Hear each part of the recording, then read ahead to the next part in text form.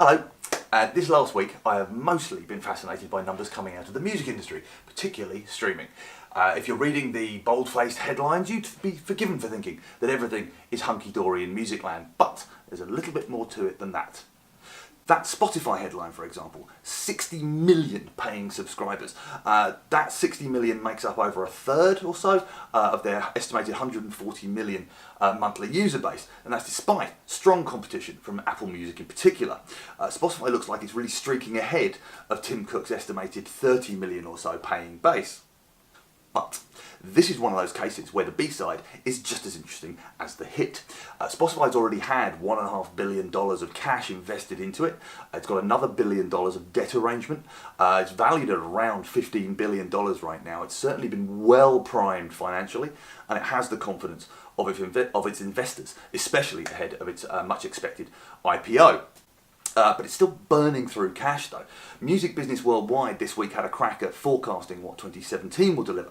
And even though Daniel Ek has reportedly done some very smart deals that start to deliver some profitability relief as Spotify gets bigger and bigger and bigger, the operating and net losses are still eye-wateringly huge, hundreds of millions of dollars a year. As Music Business Worldwide put it, streaming is undoubtedly creating a lucrative new world for the music business, but it's one built on fragile ground.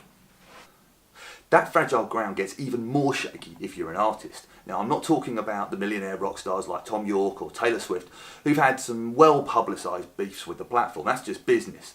I'm talking about thousands of artists who make up the bulk of the music on Spotify, but who literally cannot make a reasonable living. According to Rockfeed's maths, in order to make US minimum wage, your average band would need to deliver 1.5 million streams every month just to get by. That is a brutal figure, and one that's often used to beat Spotify in particular and streaming in general around the head. It's worth remembering that this is not a news story. Back in 2000, when Napster was the focus of Metallica's rage and nu metal was still a thing, Courtney Love did a keynote speech called Courtney Love Does the Maths.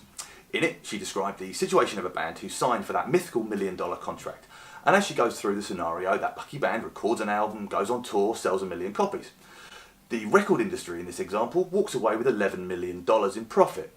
The band nets out worse than if they'd just worked in a bar for a year. So although it seems like a relatively new thing to say that Spotify is breaking everything, remember that musicians have been taken advantage of since the beginning of pop music. Think about that the next time that you fire up Spotify, or call them the future of music. And then maybe fire up Bandcamp, or go to your local record store and buy some music, eh? You'd miss it if it was gone. See ya.